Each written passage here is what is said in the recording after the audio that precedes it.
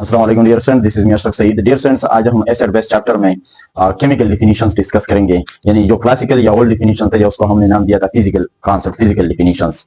वो ऑलरेडी हम कर चुके हैं, लेक्चर 1, 2 और 3 हम कर चुके हैं। इस एसिड एंड बेस चैप्टर में आज हम लेक्चर 4 डिस्कस करेंगे और ये है modern definitions of acid base और chemical concepts of acid base. इसमें जो हमारे पास फर्स्ट कॉन्सेप्ट है वो है हमारे पास number first Arrhenius acid base concept. Arrhenius acid base concept, Arrhenius acid base concept.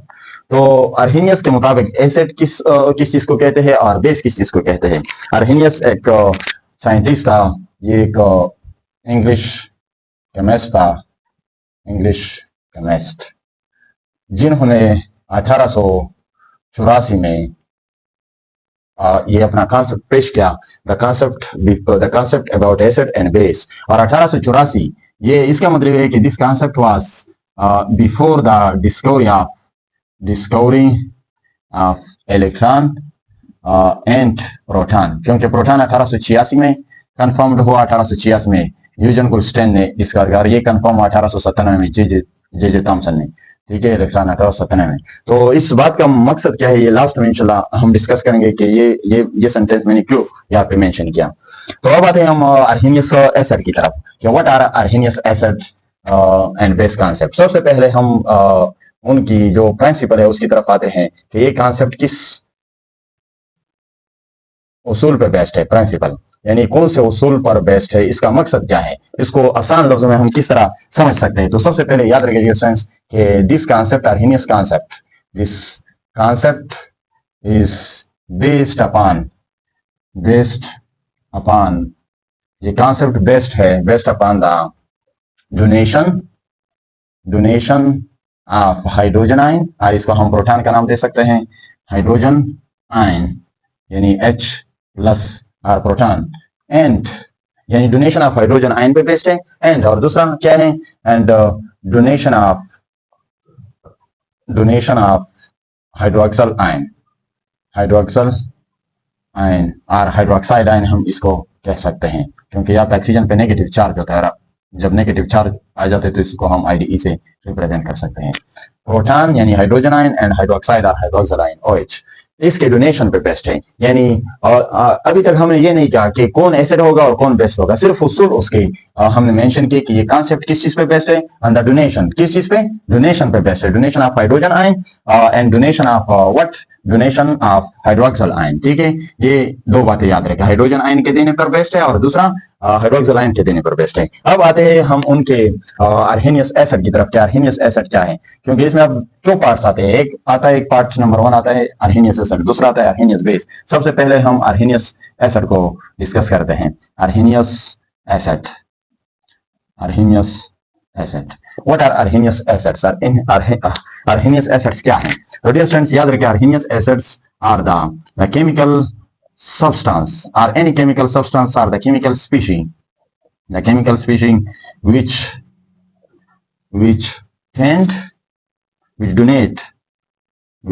donate या donate को हम लिख सकते हैं which give, देना, which donate or tend to donate hydrogen ion means H+, या इसको हम लिख सकते हैं प्रोटॉन। क्यों, क्योंकि जब H में एक इलेक्ट्रॉन होता है और जब ये पॉजिटिव फॉर्म में आता है तो इसका मतलब ये है यहाँ पे एक पॉजिटिव है, एक प्रोटॉन, एक इलेक्ट्रॉन है। लेकिन जब ये पॉजिटिव फॉर्म में निकलता है, कोई एसिड H+ देता है, तो इसका मतलब है कि यहाँ पे प्रोटॉन तो मौजूद है लेकिन यहाँ पे इलेक्ट्रॉन 0 है। तो 0 इलेक्ट्रॉन का मतलब है कि +1 है और 0 इसको अगर कैंसिल कर ले तो +1 चार्ज आता है। ठीक है, तो इसको हम प्रोटॉन का नाम भी दे सकते हैं। क्यों, क्योंकि यहाँ पे सिर्फ प्रोटॉन और आउटर शेल में क्या था, एक इलेक्ट्रॉन था, लेकिन यहाँ पे सिर्फ न्यूक्लियस में प्रोटॉन है और आउटर शेल इसका नहीं है। ठीक है, मींस इलेक्ट्रॉन नहीं है उसके आउटर शेल में। तो the chemical species are the substance which donate or tend to donate hydrogen ion in aqueous medium. और उसके उसूल में क्या था, एक्वस मीडियम था। उसने मीडियम का जिक्र भी किया था कि H+ देता है और OH डोनेशन हो किस मीडियम में, एक्वस मीडियम में। यहाँ पे बहुत गहरा एक कंसेप्ट है जिसकी तरफ जिसकी तरफ किसी की सोच नहीं जाता। लेकिन डियर स्टूडेंट्स, आप याद रखें कि ये कॉन्सेप्ट है केमिकल बेस्ड कॉन्सेप्ट है, लेकिन अर्हेनियस साहब ने जो इसको डील किया है वो उसने जस्ट लाइक अ फिजिकल कॉन्सेप्ट डील किया है। किस तरह, उसकी तरफ हम बाद में आते हैं। फिलहाल आप उसने जो कहा है पहले हम उसको डिस्कस करते हैं कि उसने क्या कहा है। The chemical species are substance which donate or tend to donate the hydrogen ion in aqueous medium. कौन से मीडियम में? एक्वस मीडियम में। हर वो चीज जो एक्वस मीडियम में क्या देता हूं? हाइड्रोजन आयन देता हूं। उसे क्या कहा जाता है? इस कॉल्ड, उस केमिकल सब्सटेंस को अर्हेनियस एसिड का नाम दिया जाता है। कौन सा एसिड? अर्हेनियस एसिड। ठीक है, तो यहाँ पे दो बातें हैं। यहाँ पे एक है डोनेट, नंबर फर्स्ट है डोनेट यानी देता है। दूसरी जो यहाँ पे मेन जो गहरा कॉन्सेप्ट है वो है टेंड टू डोनेट। डोनेट का जो लफ्ज है ये इशारा, यहाँ पे ये इशारा करता है कौन से एसिड की तरफ? यानी स्ट्रांग एसिड की तरफ, कि अगर उसको यानी किसी सब्सटेंस को आप पानी में डाल दें तो वो फौरन देता है। किस चीज को देता है? H+ देता है, प्रोटॉन देता है, हाइड्रोजन आयन देता है। स्ट्रांग एसिड की तरफ इशारा है। स्ट्रांग एसिड, वीक एसिड, ये क्या है? ये बाद में हम आते हैं इसकी तरफ। तो स्ट्रांग एसिड की तरफ इशारा है, लेकिन उसने इशारा दिया है। टेंड टू डोनेट का मतलब है देने की कोशिश करना, देने की कोशिश करना। तो इसका क्या मतलब है? यहाँ पे जो इशारा है ये अर्हेनियस ने वीक एसिड की तरफ इशारा दिया है, वीक एसिड की तरफ, कि स्ट्रांग एसिड और वीक एसिड। ठीक है, स्ट्रांग एसिड और वीक एसिड की तरफ उसने इशारा किया है। तो इसका मतलब यह है कि, और दूसरा क्या है, उसने मीडियम कौन सा लिया है? मीडियम उसने एक्वा। एक्वस का मतलब ये एक्वा से निकला है, तो इसका मतलब है वाटर, यानी मीडियम उसने वाटर लिया है। अब आते हैं उनके कॉन्सेप्ट की तरफ कि वो क्या कहता है। वो कहता है कि अगर कोई चीज है, सपोज यहाँ पे है हमारे पास, मैं लेता हूँ hydrochloric acid, HCl, HCl, HF, HCl, HF, HCl, HBr, HI, इसको हम नाम देते हैं हेलोजन एसिड। ये हमारे पास हेलोजन एसिड्स, हेलोजन एसिड पहले नाम सीखते हैं हम, फिर उसके कंसेप्ट की तरफ आते हैं। इसको नाम देते हैं हम hydrofluoric acid, hydrofluoric acid, hydrofluoric acid. इसको हम नाम देते हैं हाइड्रोफ्लोरिक एसिड। इसको हम नाम देते हैं हाइड्रोब्रोमिक एसिड। इसको हम नाम देते हैं hydro iodic acid, hydro iodic acid. ये नाम क्यों इस तरह दिए जाते हैं? डियर स्टूडेंट्स, याद रखिए, इसको आपने रटा नहीं, इस पर रटा नहीं मारना। ठीक है, जब ऐसा एसिड हो जिसमें दो एलिमेंट्स हो सिर्फ। फॉर एग्जांपल हमारे पास है हाइड्रोजन और क्लोरीन, तो इसका मतलब यह है कि दो चीजों में सेंटर नहीं पाया जाता। जब अगर सेंटर नहीं है तो इसका मतलब है कि यहाँ पे नाम लिखते हुए दोनों एलिमेंट को आपने प्रेफरेंस देना है, तवज्जो देना है। आपने क्या करना है? हाइड्रो का मतलब है हाइड्रोजन, फ्लोर का मतलब है फ्लोरीन, तो हाइड्रो फ्लोर। और आईसी जो है, आईसी केमिस्ट्री में आईसी किस चीज को कहा जाता है? एसिड को। और यहाँ पे तो अक्सर स्टूडेंट्स के दिमाग में यही क्वेश्चन आता है कि अगर यहाँ पे ये एसिड के लिए, तो ये एसिड हम दोबारा क्यों यूज करते हैं? तो ये एसिड दोबारा हम कमर्शियल लैंग्वेज के लिए, यानी दुकानदार के साथ, अगर कोई दुकानदार के पास जाए और वो सिर्फ कहे कि हाइड्रोक्लोरिक दे दें, तो इसका मतलब ये कि फिर उसकी जो डीलिंग है वो कमर्शियल लैंग्वेज जो है वो दुकानदार को ये पता नहीं चलता कि आईसी का मतलब है एसिड। ठीक है, तो वो कंफ्यूज होगा। लेकिन अगर आप उसे कहे कि hydrochloric acid they they, for example हम दुकानदार के पास जाए और हम कहे कि हाइड्रोक्लोरिक तेजाब दे दे, तो ये तेजाब का लफ्ज जो है वो फौरन समझ जाता है, कमर्शियल लैंग्वेज है, कि ये तो मुझसे एसिड की बात कर रहा है। ठीक है, तो ये इसलिए यहाँ पे दोबारा लिखे जाते हैं। लेकिन अगर दो केमिस्ट हो तो वो सिर्फ कह सकते हैं आपस में हाइड्रोक्लोरिक, हाइड्रोफ्लोरिक, हाइड्रोब्रोमिक, तो वो समझ सकते हैं कि ये एसिड है। ठीक है, तो hydro means hydrogen, क्लोर means chlorine, और आईसी का मतलब है एसिड। हाइड्रो मीन्स हाइड्रोजन, ब्रोम का मतलब ब्रोमीन, और आईसी का मतलब है एसिड। यहाँ पे हाइड्रो का मतलब है हाइड्रोजन, आयोड का मतलब आयोडीन, और आईसी का मतलब है एसिड। बाकी जो यहाँ पे कुछ एसिड है मैं लिख देता हूँ, H2SO4। यहाँ पे सेंट्रल एटम मौजूद है, सेंट्रल एलिमेंट, क्योंकि ये एक एलिमेंट है, यहाँ पे ऑक्सीजन एलिमेंट है, यहाँ पे सल्फर है। तो जो सेंट्रल को आपने किस तरह लेना है उसकी अलग कहानी, उसकी तरफ हम नहीं जाते। लेकिन यहाँ पे थोड़ा बहुत आपको, ताकि आपको एसिड के नाम याद करने में मसला ना हो, यहाँ पे सपोज सेंट्रल एटम क्या है? सल्फर है, तो आपने सल्फ लिखना है, सल्फ, और बाकी सारा सबको सल्फर के थ्रू से नाम देना है। क्यों? क्योंकि यहाँ पे अगर सेंट्रल मौजूद है तो यहाँ पे ऑक्सीजन और हाइड्रोजन जो है वो दोनों मतलब सराउंडिंग एटम है। ठीक है, तो आप sulphur as a central atom उसके हवाले से इस पूरे मॉलिक्यूल को एक नाम दे सकते हो, सल्फर। सल्फर किस चीज का? सेंट्रल एटम का नाम है। और आईसी केमिस्ट्री में एसिड को कहते हैं सल्फ्यूरिक एसिड। यहाँ पे दूसरा हम लेते हैं H, अगर इसी तरह आ जाए H2SO4, ये IC का मतलब है थोड़ा बहुत स्ट्रांग एसिड, और रस का मतलब है, रस केमिस्ट्री में रस वीक एसिड को हम नाम देते हैं वीक एसिड को। कौन से एसिड को? वीक एसिड को। तो यहाँ पे अगर आ जाए इसका दूसरा जो बाई है H2SO4 है ये, और ये H2SO3 है, तो ये भी सल्फर है, सेंट्रल एटम सल्फर, लेकिन इसके साथ आपने क्या लगाना है? रस लगाना है। सल्फर यहाँ पे ऑलरेडी आर मौजूद है, तो दूसरा आर नहीं लगाना। सल्फ्यूरस एसिड, कौन सा नाम हुआ? Sulphurous acid. यहाँ पे अगर हम ले ले HNO3, तो सेंट्रल एटम कौन सा है? नाइट्रोजन, तो नाइट का मतलब है नाइट्रोजन, नाइटर का मतलब नाइट्रोजन, और IC का मतलब है एसिड, नाइट्रिक एसिड। लेकिन अगर इसका दूसरा भाई हम ले लें HNO2, ये वीक है, इससे थोड़ा ये वीक है। ये क्यों वीक है? ये स्ट्रांग एसिड और वीक एसिड, यानी स्ट्रांग और वीक एसिड के कंसेप्ट में हम इसके तरफ इंशाल्लाह आएंगे। उसकी जो मेन रीजन है वो हम शो करेंगे, ठीक है। रटा अभी से नहीं मारना, ठीक है, ये सिर्फ नाम के लिए याद रखना है आपने। सेंट्रल एटम कौन सा है? नाइटर है, मीन्स नाइट्रोजन है, लेकिन ये थोड़ा इससे वीक है क्योंकि ऑक्सीजन इससे कम हुआ, तो ये नाइट्रस एसिड हुआ, ठीक है। यहाँ पे अगर हम लिखें H3PO4, तो सेंट्रल एटम कौन सा है? फास्फोरस, तो कौन सा एसिड हुआ? फास्फोरिक एसिड हुआ। कौन सा एसिड? Phosphoric acid. लेकिन अगर हम लिखे यहाँ पे इसका दूसरा भाई, एक ऑक्सीजन यहाँ पे कम हो जाए, H3PO3, तो सेंट्रल एटम फास्फोरस तो है, लेकिन ये रस एसिड हुआ, फास्फोरस एसिड। कौन सा एसिड? Phosphorus acid. इसी तरह अगर हम ले ले किस चीज को? H2CO3 को, तो सेंट्रल एटम कौन सा है? कार्बन है, तो आपने कार्बन लिख लेना है, और इसके साथ IC लगाना है, तो कार्बोनिक एसिड, ठीक है। आपने क्या लेना है? Carbonic acid. तो इस तरह आपने याद रखने हैं। अब आते हैं उनके एसिड कंसेप्ट की तरफ, आर्हेनियस क्या कहते हैं। अब इसमें हम एक एक को उठाते हैं, और यहाँ पे आर्हेनियस एसिड कंसेप्ट के मुताबिक हम इसको देखते हैं कि ये H+ देते हैं या नहीं देता, ठीक है। तो आर्हेनियस कहता है कि अगर पानी में डाल दें और वो H+ दे दें, तो इसका मतलब है कि ये एसिड है, या देने की कोशिश करें, तो इसका क्या मतलब है? अब इसका मतलब है, सपोज मैं सबसे पहले लेता हूं HCl, आपने यहाँ पे नहीं लिखना, ठीक है, H2O यहाँ पे नहीं लिखना है एक्वस मीडियम। अगर यहाँ पे लिखे तो इसका मतलब है कि ये एज अ रिएक्टेंट यूज हुआ है, ठीक है, एज अ रिएक्टेंट। लेकिन आर्हेनियस ने कहा कि नहीं, ये just as a medium use हुआ है, ठीक है। तो मीडियम और रिएक्टेंट में कुछ फर्क है, ठीक है, बाद में आता है इसके तरफ। H2O, तो यहाँ पे आपने मीडियम शो करना है, एक्वस मीडियम है। तो एक्वस मीडियम का मतलब कि ये सिर्फ इसको एज अ सॉल्वेंट, ये सिर्फ एज अ सॉल्वेंट काम कर रहा है, ठीक है, एज अ सॉल्वेंट, और ये एज अ सल्यूट काम कर रहा है। तो आर्हेनियस कॉन्सेप्ट के मुताबिक ये जो सल्यूट है और वाटर एज अ सॉल्वेंट, और इन दोनों का अगर हम मिलाए तो ये इससे क्या बनता है? सोल्यूशन। तो इसका मतलब ये है कि आर्हेनियस ने इस कॉन्सेप्ट को जो डील किया है उसने एज अ सोल्यूशन, और सोल्यूशन क्या है? मिक्सचर है, और मिक्सचर को प्रिपेयर करने के लिए केमिकल चेंज की जरूरत नहीं होती, but it is just mixing, this is a physical change. तो ये सबसे बड़ा ब्लंडर है, और इसने अपना कॉन्सेप्ट जो है ये फिजिकल डील किया है, इसकी तरफ किसी की तवज्जो नहीं जा रही, लेकिन अगर देखा जाए तो ये फिजिकल प्रोसेस है। क्यों? इसके हम प्रूफ की तरफ आते हैं। तो एज अ फिजिकल चेंज है।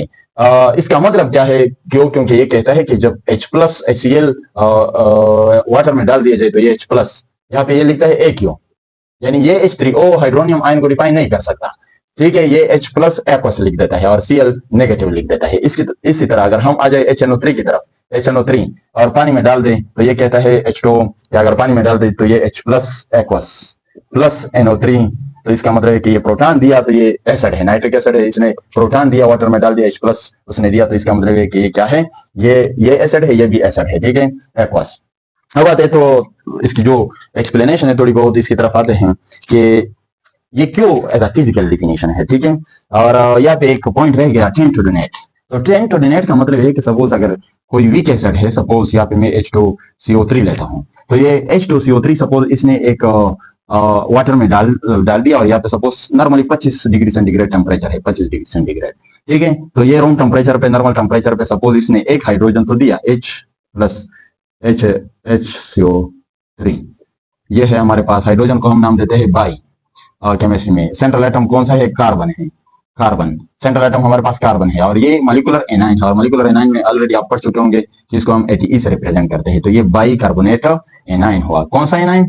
बाई कार्बोनेट एनाइन हुआ हमारे पास, और ये क्या है? H+ है, और ये एक्वस।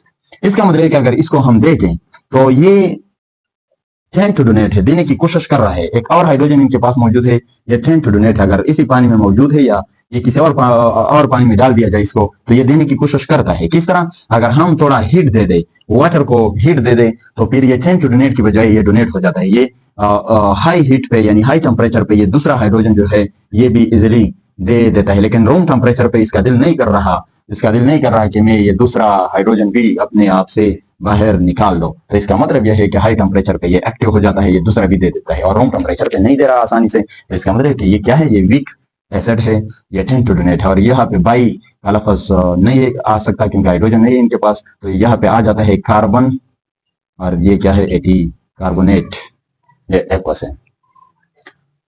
तो इसका जल्दी स्क्रीनशॉट ले ले, फिर हम आते हैं इसकी जो मेन रीजन है कि ये क्यों एज फिजिकल है, और ये एक क्यों का मतलब क्या है। ठीक है, अच्छा डियर स्टूडेंट्स, अब हम आते हैं कि अर्हेनियस एसिड जो है why it is just like a physical process. हालांकि ये रियलिटी में तो केमिकल प्रोसेस होना चाहिए, लेकिन अर्हेनियस ने उसको एज अ फिजिकल चेंज की तरह डील किया है। क्यों, हम आते हैं इसकी एक्सप्लेनेशन की तरफ। सपोज अर्हेनियस एसिड के मुताबिक अगर मैं लेता हूँ HBr को, ठीक है, और HBr मैंने डाल दिया किस चीज में, H2O में, और H2O में अगर मैं इसको डाल दूं तो ये कहता है कि ये H प्लस देता है अर्हेनियस एसिड कॉन्सेप्ट के मुताबिक, और यहाँ पे क्या ब्रोमाइड बन जाता है एक्वस। और अब हम आते हैं इसकी डिटेल की तरफ कि AQ का मतलब क्या है।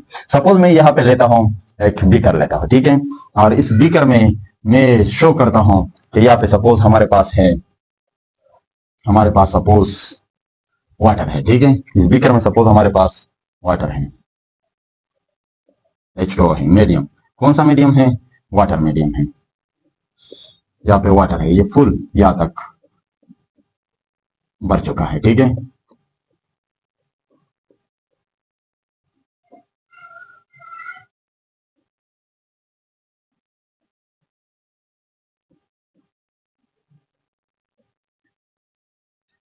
ये फुल यहाँ तक भर चुका है।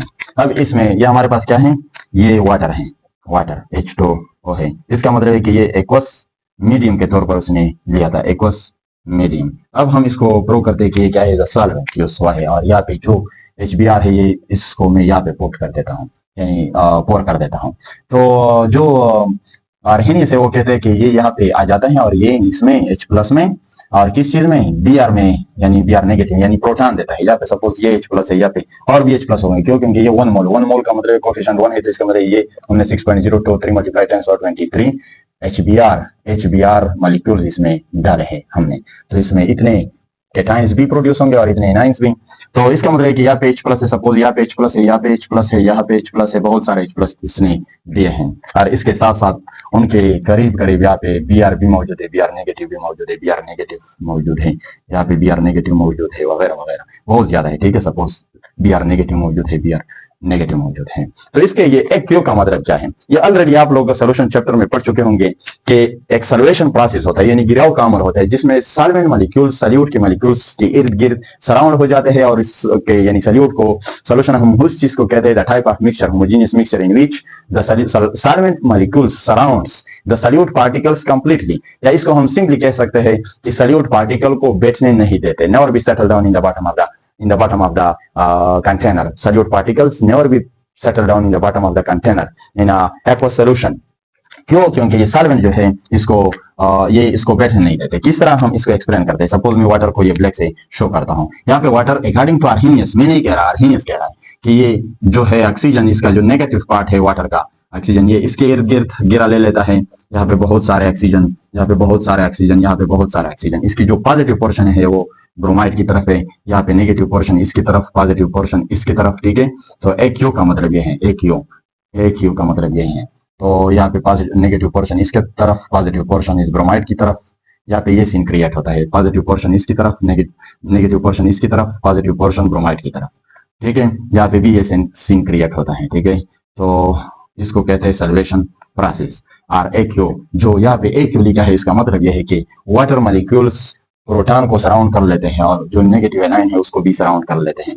तो यहाँ पे भी ये सीन क्रिएट होता है, H plus partial positive, partial negative, यहाँ पे भी बहुत सारे H प्लस, यहाँ पे बहुत सारे H प्लस, इस तरह यहाँ पे बहुत सारे नेगेटिव, यहाँ पे बहुत सारे वाटर मॉलिक्यूल यहाँ पे सराउंडिंग कर लेते हैं, ठीक है। तो इसको नाम दिया जाता है